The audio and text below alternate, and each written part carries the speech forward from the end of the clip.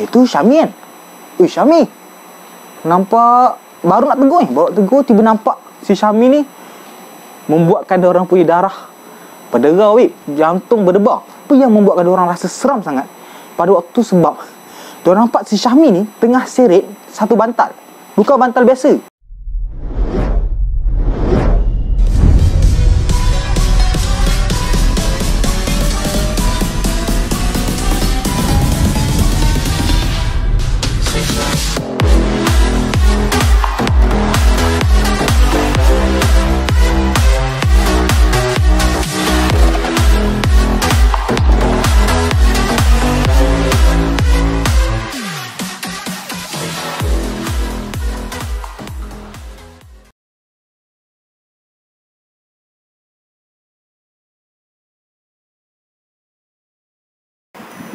Assalamualaikum, selamat malam dan selamat kembali dalam Physics Scream Malam Sepi berteman kembali. Okay, mungkin korang pelik kenapa aku pakai headphone malam-malam ni kan. Sebab aku tak terangkan, korang akan tahu juga sepanjang korang tengok video ni. Dan yap, yang pelik lagi, kenapa malam ni kita tak berteman dengan lampu-lampu meriah yang biasanya ada kat belakang ni. Sebab malam ni kita nak imbau kembali kisah mula-mula Physics Scream keluar pada satu ketika dulu dengan video pertama mereka, iaitu Kisah Seram Asrama Part 1. Dan kali ni kita kembali dengan okey tak, sebenarnya lampu kita orang rosak. Aku pun tak tahulah kenapa malam ni tiba-tiba pula dia rosak. Dan mungkin dia nak kita orang beli yang baru. Nanti Fikri terus order yang baru. Tapi tak apa, malam ni kita still akan menghidangkan kepada korang sebuah kisah legenda dalam Physics Scream, iaitu Kisah Seram Asrama Part 4.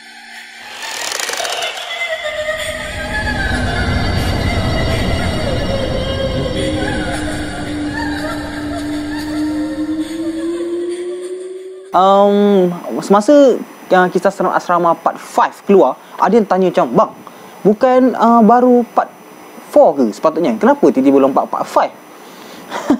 Kau ingat kita orang saja ke langkah-langkah macam tu? Kita orang mestilah ada satu perancangan yang sangat teliti untuk menghidangkan kepada korang kompilasi yang menarik setiap minggu. Dan dalam kepercayaan Cina, 4 membawa maksud mati. Jadi takkanlah kita orang so actually sebenarnya kita orang lupa waktu tu. Masa tu aku ingat kita orang memang dah Part 4. Dan Kisah Seram Asrama berjaya mendapat kompilasi kisah seram pertama yang mendapat Part 5. Tiba-tiba barulah ada orang cakap, bang, sebenarnya baru Part 4 lah. So aku macam, sebenarnya kita orang terlepas pandang. Dan terima kasih kepada Kim Bayu sebab ingatkan. Tapi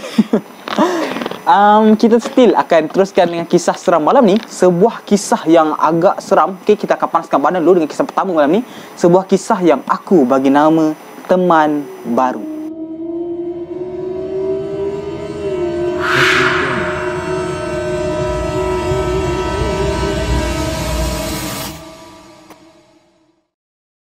Macam biasa, lupa lampu.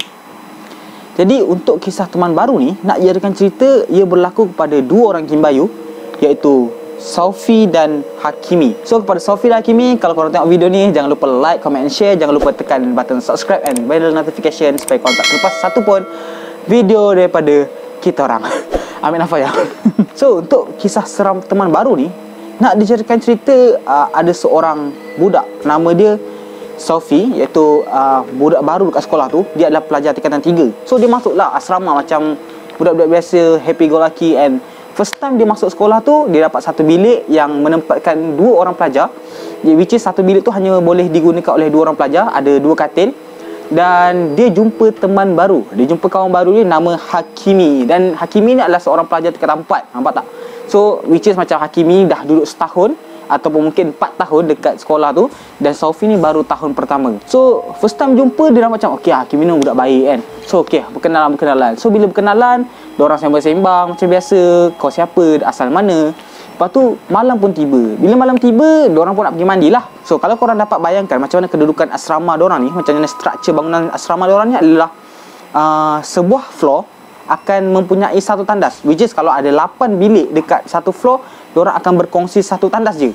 Dan kalau kau nak mandi ke, kau nak buang air ke, kat situ lah. Tapi masalahnya, si Sophie ni kata, diorang punya tandas adalah berada tingkat 4, sedangkan diorang punya bilik ada kat tingkat 3. iaitu dua paling jauh, dua paling hujung. So macam kalau kau nak pergi tempat tandas malam-malam memang pisang lah. Tapi Sofi ni untung ada Hakimi. So dia kata macam, Hakimi jom kita pergi mandi, dah pukul 9 lah, nanti nak solat isyak semua kan. Okay jom. Hakimi dengan Sofi pun siap-siap lah, bawa berus gigi, bawa sabun mandi, bawa kain tuala semua. Diorang pergi ke tandas. So bila mandi, okay, diorang tengah-tengah mandi, kau nampakkan malam-malam tengah mandi kan, short-short semua. Tiba-tiba si Sofi ni kata dia terdengar ada satu suara lelaki gelak tau. Dan dia kata suara lelaki yang gelak ni adalah suara lelaki dewasa. Cuma waktu tu Sofi ni tak rasa pelik sangat lah. Dia kata maybe tu suara Hakimi. Ya baru kenal kan, kita tak tahu pun suara dia macam mana. Kalau dia tengah gelak, dia macam, oh gelak dia memang terbahak-bahak punya kalau gelak. Memang suara jantan keluar. Tapi okey, tenang. Cuma dia agak rasa macam pelik sikit lah. Tapi tak apa, okey, mandi dia keluar. Waktu keluar dari tandas tu, dia tak adalah pula nak tanya si Hakimi ni macam, kau asal gelak kan? Tak, dia tak tanya. Dia macam, okey lah, tak apa, kita cuci muka semua, kita masuk bilik. Bila dah masuk bilik tu, barulah diorang sembang tau. Diorang sembang macam, Kimi, aku nak tanya sikit boleh? So si Hakimi macam, tanya apa? So si Sofi pun mula bertanya kan. Dia tanya, Kimi, tadi dalam tandas aku ada terdengar kau gelak tau. Apa yang kau gelak sangat kan? Lawak sangat ke? Lepas tu si Hakimi kata macam, tak ada lah, mana ada gelak tu. Lepas tu Sofi kata, kau serius lah? Tak lawak tu. Lepas tu Hakimi kata, betul-betul aku tak gelak tau. Kau ada dengar orang gelak ke? Lepas tu Sofi kata, aku ada dengar orang gelak. Cuma si Hakimi ni, dia ada tambah tau. Dia ada cakap something. Dia kata, kau lain kali kalau ada keluar benda-benda macam tu, kau jangan tegur lah. Serius jangan tegur. Aku pun semenjak aku datang sekolah ni, first time aku datang sekolah ni, memang aku terus rasa ada something tak kena lah dengan sekolah ni. Cuma je lah, kita pun tak tahu kesahihan benda-benda ni kan. Cuma better jangan tegur lah. Dan Hakimi ni pun mula bercerita kepada Sofi. Dia cerita malam tu, diorang macam agak rancak lah sebab first time jumpa dan nak kenal rapat kan. So Hakimi ni bercerita pasal sekolah tu kepada Sofi. Dia cerita lah macam ada benda pelik berlaku kat dom ni, kat kantin, dekat tandas. So bila kisah diorang ni melerit-lerit kan, diorang sembang melerit-lerit, sampailah kepada Hakimi ni bercerita satu kisah pelik yang terjadi kat asrama. Diorang pun makin macam rancak lah, bersembang. Tapi yang agak menyeramkan, bila mana Hakimi ni dia bercerita pasal something happen dekat bilik diorang. Dia cerita yang, kau bayangkan diorang tengah sembang, tiba Hakimi, lagi satu aku nak cerita kat kau, cuma aku harap kita tak akan pernah kena ganggu dengan benda ni. Aku paling cuak benda ni lah. So si Sofi kata macam, apa benda? So Hakimi pun dia cakap dia kata, dekat bilik sebelah kita ni, dulu ada, aku pernah dengar lah orang-orang sini cakap kan. Dia kata kat bilik sebelah kita ni ada orang bunuh diri. Ada pelajar mungkin dia stres ke apa, dia bunuh diri lah. So aku takut lah, aku ikut roh dia datang. Lepas tu si Sofi ni mungkin lah kita anggap yang orang akan cuak. Tapi Sofi macam, tengok kakak menipu. Memang Sofi ni tiba-tiba dia potong. Cakap Hakimi ni macam, kau makin kakak, dah aku nak tidur lah. Layan kau ni sampai esok tak habis. So sebelum nak tidur, Sofi ni ada kata lah, Kimi, esok ni tau kerja aku subuh lah, aku takut aku tak ada jaga. First time duduk asrama kan. Lepas tu dia tidur lah, dia baring. Then Hakimi pula dia ambil selimut dan dia nak baring. Lepas tu dia cakap kat Sofi macam ni, Sofi, hati-hati. Oh tidur. So keesokan harinya si Sofi ni bangun, dan dia tengok kat katil Hakimi tak ada. Dia macam, aduh si Kimi ni, kan aku disuruh kejut aku. Aduh ni aku dah lambat ni pergi kelas ni, lain kali kejut. Aduh. Lepas tu dia pergilah ke arah pintu. Bila dia pergi ke arah pintu, dia dengar ada tok tok tok tok tok tok tok tok. Lepas tu dia, tahu pun nak kejut aku. Lepas tu dia buka pintu. And betul, dia dah nampak si Hakimi dekat depan pintu dengan beg besar. So si Sofi pun cakap macam, weh Kimi, kan aku suruh kau kejut aku. Ni sama-sama kita dah lambat kelas tau, kena marah dengan cikgu nanti. Ni kau beg besar-besar ni kena tukar bilik ke? Tapi yang pelik ni, bila si Hakimi ni seolah-olah dia tak mengenali pun siapa Sofi. Dan si Hakimi cakap, weh sorry aduh, semalam aku tak dapat datang lah, aku ada hal dengan family sikit. Tapi siapa? Kimi lah. Aku ni Afiq. Aku Afiq. Kau roommate aku kan? Lepas tu si Sofi macam, si Sofi ni terus macam, siapa seharian dia spend time semalam dan dia berkenalan tu? And adakah sebenarnya Hakimi yang dimaksudkan sepanjang seharian dia bersembang tu adalah jelmaan orang yang bunuh diri kat bilik sebelah.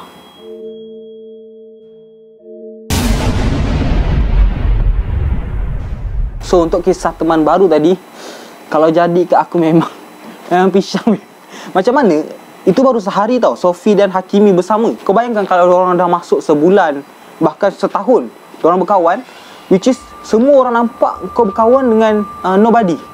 Tak ada orang pun. Kau sembang macam, kau ajar kau ni, makan-makan sama-sama. Tapi orang kata macam, Sophie, kau sembang dengan siapa tu? Memang tak pisang. Setahun dah dapat member yang sporting, yang boleh ajak lepak mana-mana, boleh ajak teman makan, boleh ajak study sama-sama malam-malam. Tapi rupanya dia adalah teman yang tak mampu dilihat oleh orang lain. Nasihat aku, kalau korang masuk tempat baru, pastikan korang baca ayat perlindungan dan juga bagi salam, okay? Sebab kita tahu siapa penghuni tempat tu sebelum kita. Jadi, so macam awal-awal video tadi, aku ada kata yang korang akan tahu juga sebab kenapa aku pakai headphone ni malam-malam. Actually, aku nak ucapkan terima kasih dekat Mara Digital Kuala Lumpur dan 3D Mobile and Accessories sebab hantar kat kita orang sebuah headphone yang aku sangat suka dan sangat-sangat selesa, iaitu tak lain dan tak bukan VanSonic headphone. Untuk pengetahuan korang, headphone ni pun ada nama penuh tau. Korang ingat manusia je ada nama penuh, headphone pun ada. Nama penuh headphone ni adalah headphone VanSonic VS30. Okay. First time cuba hari tu memang selesa teruk. Cushion yang ada dekat bahagian atas headphone dan earpods memang nice. Means korang boleh pakai headphone ni dalam jangka masa yang panjang tanpa sakit dekat bahagian telinga. Headphone ni sangat sesuai untuk korang dengan muzik, main game, tengok movie, especially anime.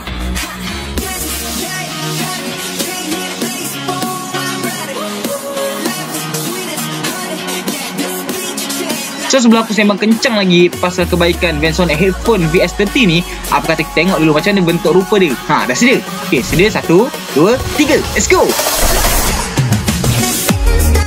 Lawa tu.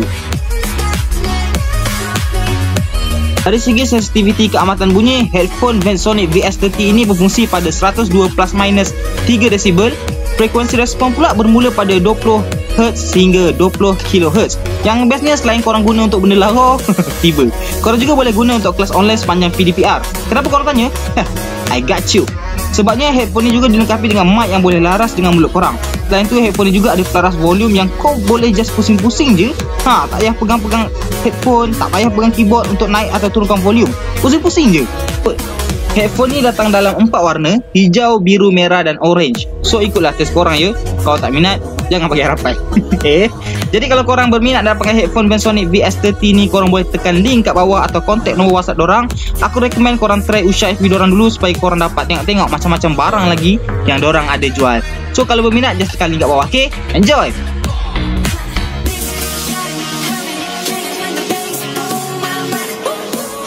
Korang just tekan link kat bawah. Aku ada sertakan sekali nombor WhatsApp dan juga FB dorang. Korang boleh just contact dorang. InsyaAllah seller dorang sangat peramah. Dan aku kata korang just boleh sembang macam member je. Aku dah beberapa kali contact dorang, memang orang kata tak sombong lah. Dan berbalik kepada kisah kedua kita malam ni, sebuah kisah yang aku bagi nama, dia macam agak ikut tema sikit, gelap-gelap kan. Yang aku bagi nama Blackout.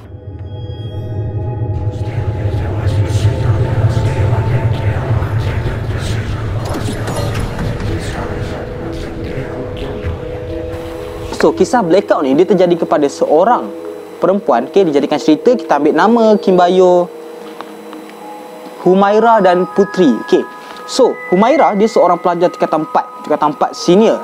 Okay, senior.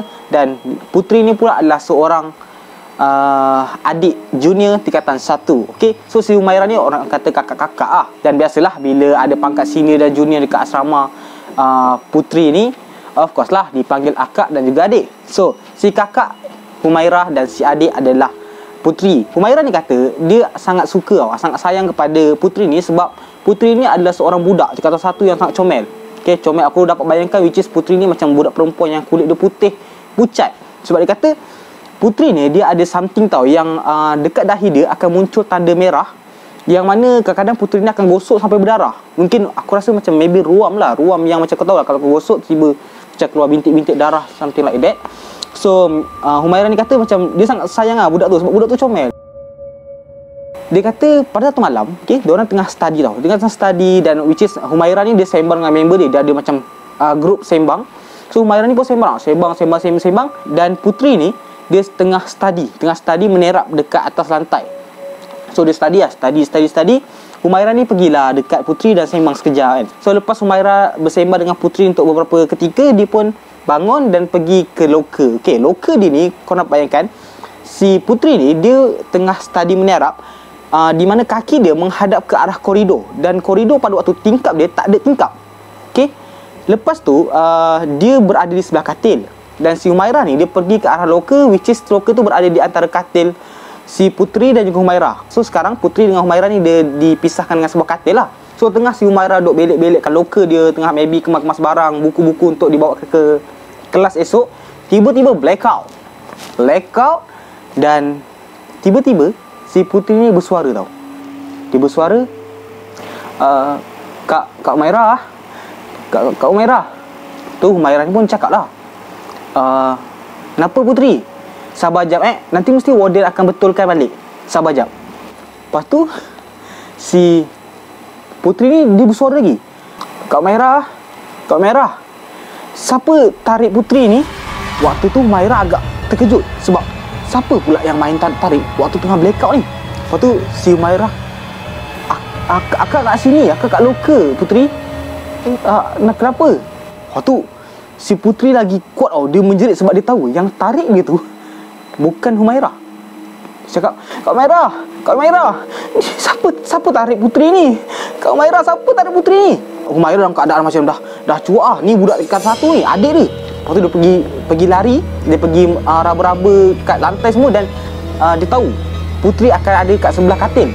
Dia pegang, pam, dapatlah tangkap tangan puteri sebelah kiri. Dan lagi satu dapat juga pegang sebelah kanan, tapi bukan tangan puteri, tangan berbulu.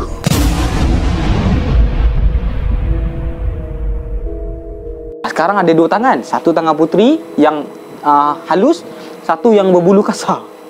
So waktu tu si Humairah tahu ada benda something yang tarik puteri. Lepas tu dia cepat dudukkan si puteri ni dan dia peluk puteri. Dia berzikir, tiba-tiba tengah-tengah berzikir dalam keadaan ketakutan blackout tu, tiba-tiba si puteri ni dia macam ni tau, mengundur dalam laju. Kau bayangkan tengah duduk, dia mengesok ke belakang. Si Humairah ni tak boleh buat apa, dia kejarlah si puteri tu dan dalam keadaan peluk. Tengah dia mengesok ke belakang, dia terlanggar ada seorang budak. Budak tu menjerit lah. Dah tengah-tengah gelap tu tiba ada benda terkejar pula kan.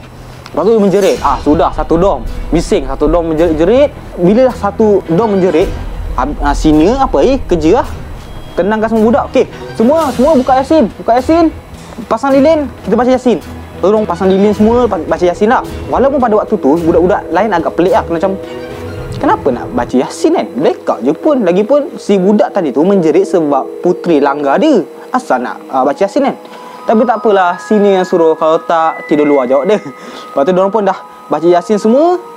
Dan alhamdulillah malam tu settle tanpa apa-apa gangguan yang selanjutnya lah.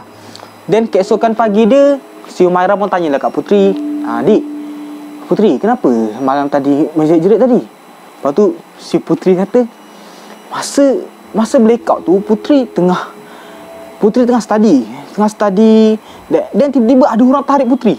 Dan puteri ingat tu akak lah, mungkin akak nak bergurau ke. Tapi tak, bila akak kata akak ada kat loker, so puteri tahu tu bukan akak. Dan puteri dapat rasa yang benda tu adalah satu makhluk yang berbulu tengah tarik puteri. Dan bila akak datang, akak peluk puteri, tiba-tiba puteri ada rasa ada something sondol guna kepala dia dekat perut puteri. Benda tu sondol. Sebab tu puteri tu dia mengesok ke belakang tau, which is Humairah tak rasa. Seram dia cerita, aku rasa macam seram pula ada benda sondol ni. Sebab tu yang puteri tu dia mengesok ke belakang sampai lah langgar orang. Dan dalam beberapa ketika si puteri tak datang sekolah. Dan bila dia balik, dia ceritalah, which is dekat Humairah, which is kakak, mungkin kakak kesayangan dia. Dia cakap yang lepas berubat, tukang perawat tu kata itu adalah saka keluarga si puteri ni. So mungkin malam tu lah malam yang dia cuba nak tunjukkan diri dia dah ada dengan puteri ni. Dan sekarang adalah tiba masanya untuk puteri terima dia sebagai tuan baru. So untuk kisah blackout tadi, sebenarnya aku macam tak pernah duduk asrama, so aku tak rasa sangat lah macam mana seram dia kan. Tapi aku pernah rasa blackout bila aku duduk kat U aku lah. Tiba-tiba tengah-tengah main phone blackout. Berdegar jantung aku. Aku terus campak pun, aku lari keluar. Aku tengok semua orang tengah try keluar daripada bilik tau. Tapi alhamdulillah waktu tu masih ada kawan-kawan dekat bilik depan keluar sekali. Kalau aku tengah kunci pintu waktu tu aku seram babe. Tengah-tengah lari, kunci pula, pintu tu kunci. Sudah. So jom kita sambung keseraman malam ni dengan sebuah kisah terakhir, iaitu sebuah kisah yang aku bagi nama Bantal Busuk.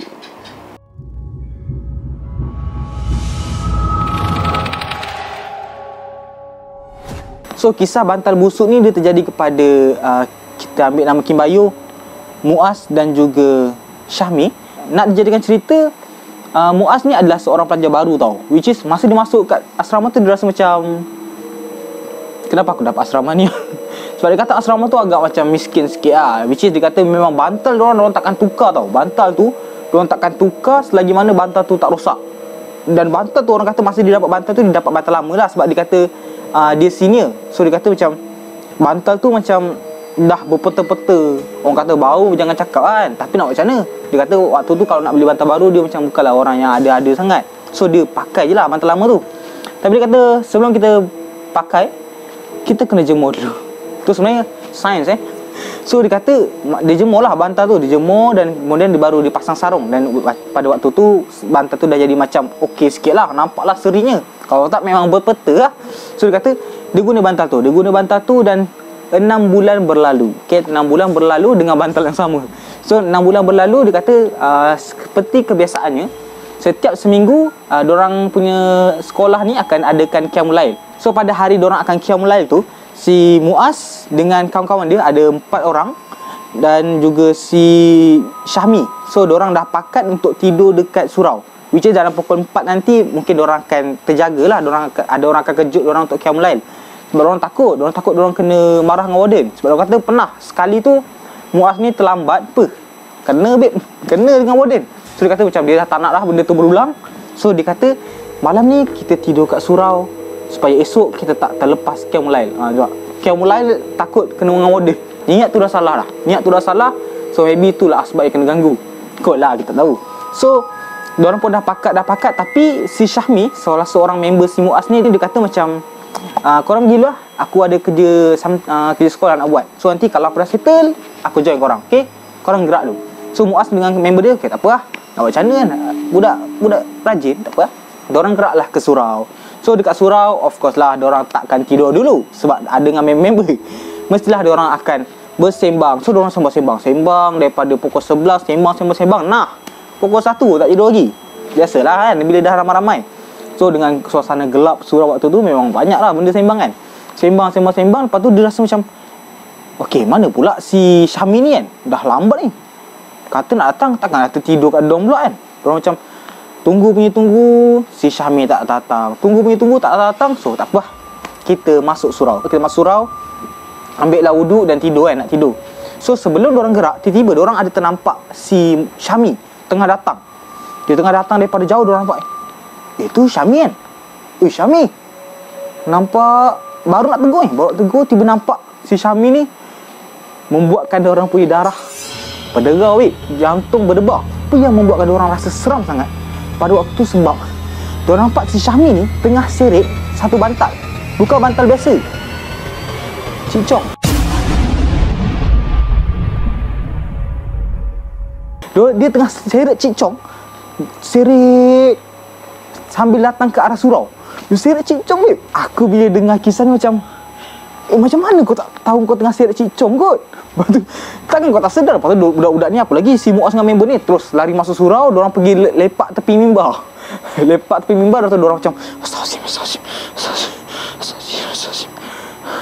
Lepas tu dengar daripada luar, si Syahmi jerit, Muaz, weh, keluar ajap. Oi Muaz, aku sampai ni, kau kat mana tu? Kemudian member yang lain cakap, ada kat Muaz kan, Muaz, tu Syahmi dah panggil lu, keluar lah. Muaz kata, memang tak lah, aku seorang-seorang keluar, mau pingsan aku nanti kan. So demi untuk mengurangkan ketakutan si Muaz, member yang lain ikut keluar nampak si Syahmi bawa bantal biasa je, cuma dalam keadaan bantal tu diseret. So macam okey, alhamdulillah. Astaghfirullah, buat takut aku. Mungkin salah nampak kan. Weh Syahmi, lambat gila kau datang. Buat cuak aku. Ingatkan kau dah tidur lah dalam dom. Lepas tu si Syahmi kata, tak ada lah. Mana ada, aku datang. Aku dah janji kan, mesti aku datang. Macam tu. Lepas tu dia termengah tau. Dan semua asli kata macam, kau kenapa termengah ni? Kau lari ke apa? Lepas tu si Syahmi kata, mana ada, cuma tu lah aku pelik sikit. Aku bawa bantal biasa je kan, tapi rasa berat gila bantal aku. Aku seret je lah. Aku macam, masa aku baca, weh, kau takkan tak pelik bantal kau keras kot, bantal kau berat kan. Which is kalau mungkin lah, kalau bukan benda tu pun kau ada ular ke dalam tu, kau main seret je kan. Suka hati kau. Lepas tu, dan itulah yang membuatkan si Muaz ni rasa takut tau. Rasa macam maknanya benda yang dia nampak sebelum si Syahmi ni sampai adalah benda betul. Macam lepas tu si Syahmi macam, kau asal pula ni Muaz? Tiba pula, kau kenapa? Lepas tu Muaz kata, Syahmi, tadi masa kau datang, aku nampak kau seret tu, kau bukan seret bantal tau, kau seret pucung. So Syahmi yang dalam keadaan dia tengah berdiri kat surau, tiba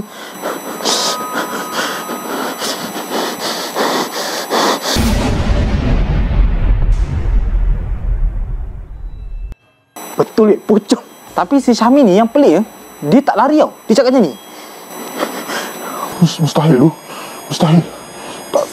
Takkan aku seret mayat aku sendiri. macam tu tau. Lepas tu dia pandang dekat kumpulan si Muaz ni. Muaz tu apa lagi, berderau, ambil bantal semua, dia pergi lari pergi dom dan naik diorang punya bilik. Diorang nampak si Syahmi ni tengah ada dekat atas katil dan tengah bawa homewood. Lepas tu si Syahmi tegur macam, Muaz, kau asal? Weh, kata nak tidur surau tu. Weh, Muaz. Lepas tu tengok member lain semua lari kan. Macam, kenapa ni? Muaz, weh, cerita lah. Muaz tak dapat lah, memang takkan bercerita lah malam tu.